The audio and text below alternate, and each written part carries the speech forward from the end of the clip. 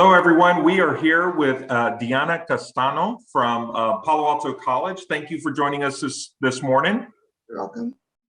We are in the midst of one of the most historic events, not only in the city of San Antonio, but across the entire world with this pandemic. And we've already hit 1 year. I mean, it's the time has gone from beginning to end, and we're still in it, and it's been over a year.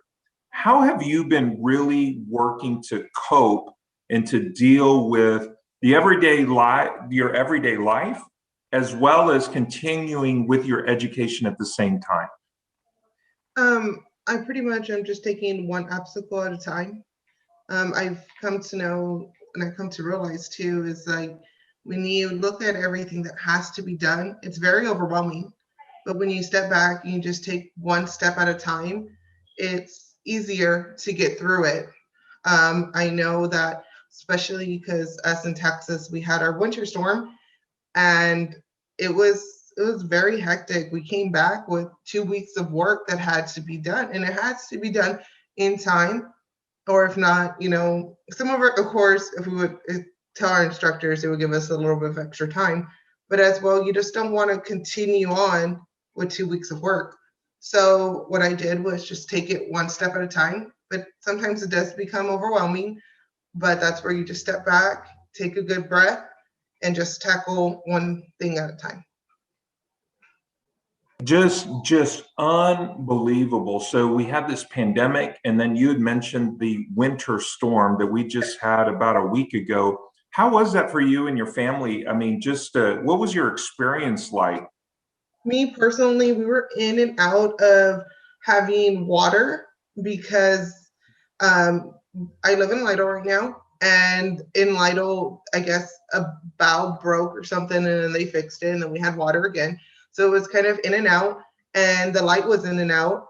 But I know people from my church, they were not as lucky. In Divine, they completely did not have it since Sunday, and I can't imagine not being able to provide something to your family that is normally very easily obtained, but it was not obtainable. And I saw this family at HEB, and I let them come into my home, and I love them to death. And the same way, like you love family members, but when you're living with somebody, it's a little bit different. I mean, everybody has their own ways of being.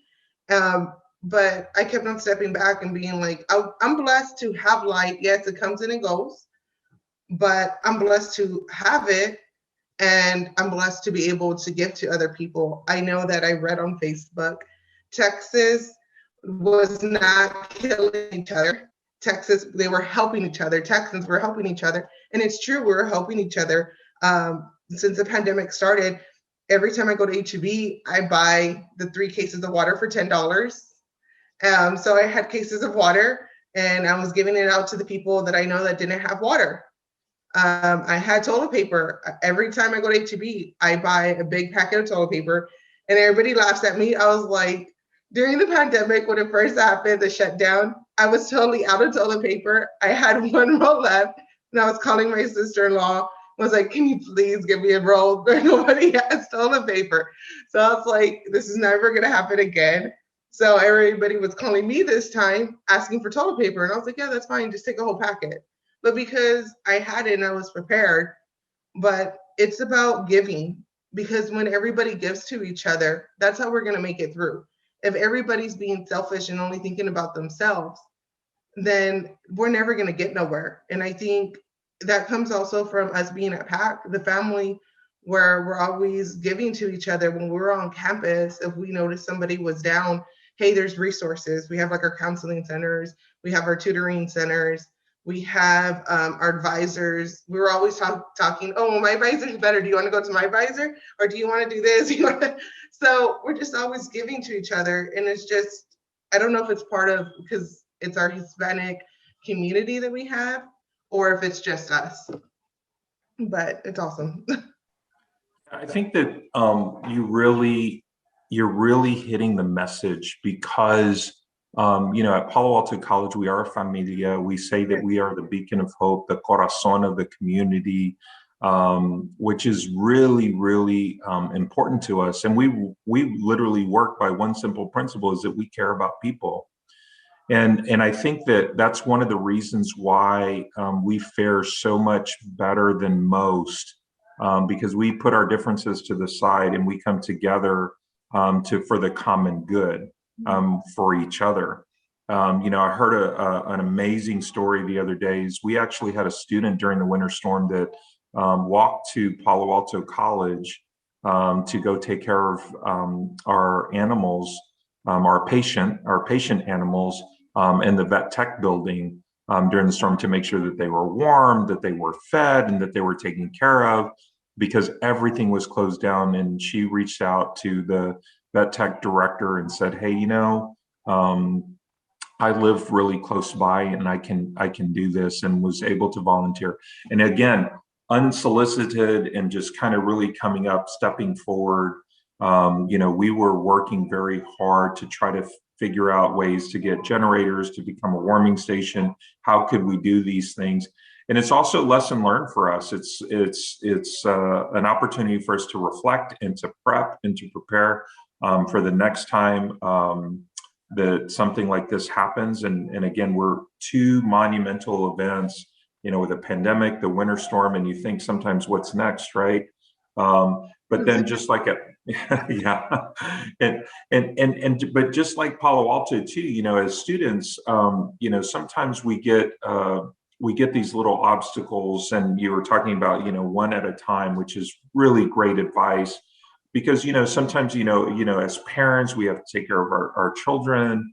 We have employment, we have jobs, we have educational responsibilities, and then we have family responsibilities, not only our immediate family, but family outside of our own homes.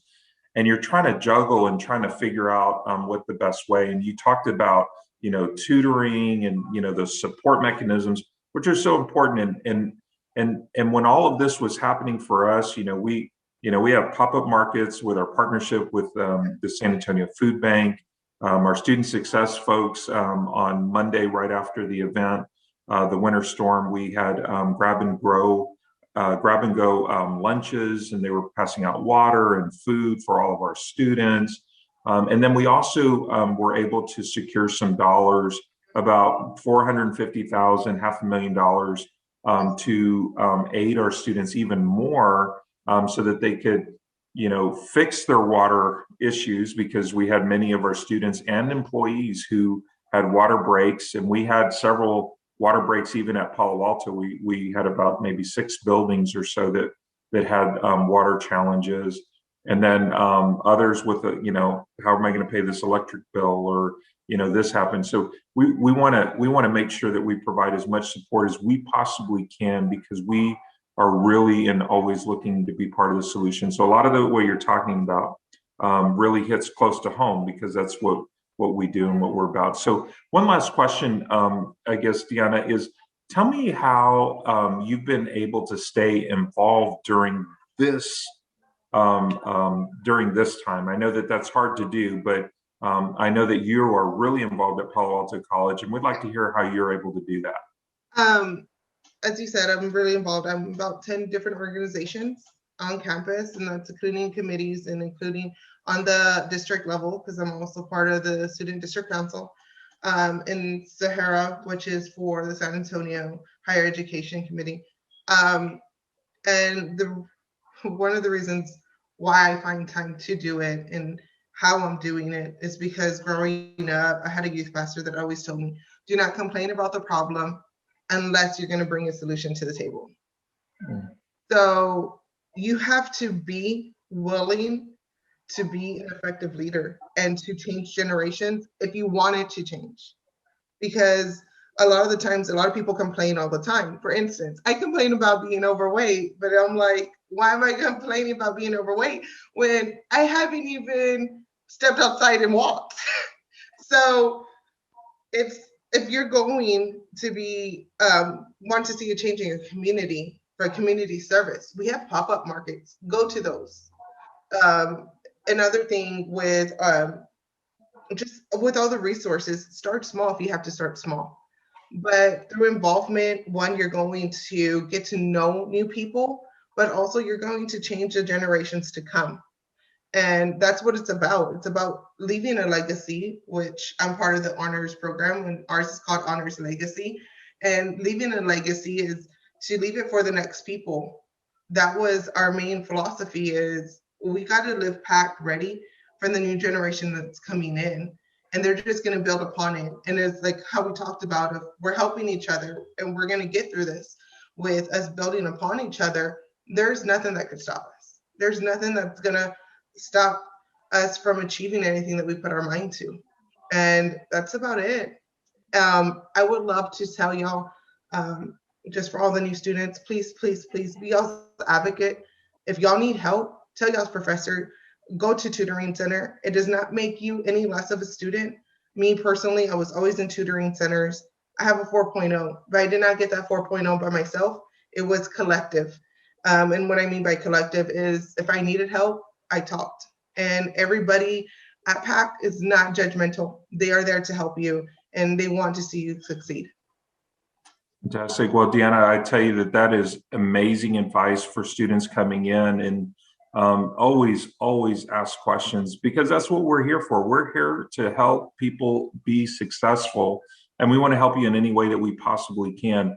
But we don't know what we don't know. So to your point, DeAnna, it's very good for students to speak up, to have their voice, because we're ready and willing to listen, so that we can provide and help provide support as needed. So ladies and gentlemen, help me congratulate again DeAnna for the amazing work that she's been doing.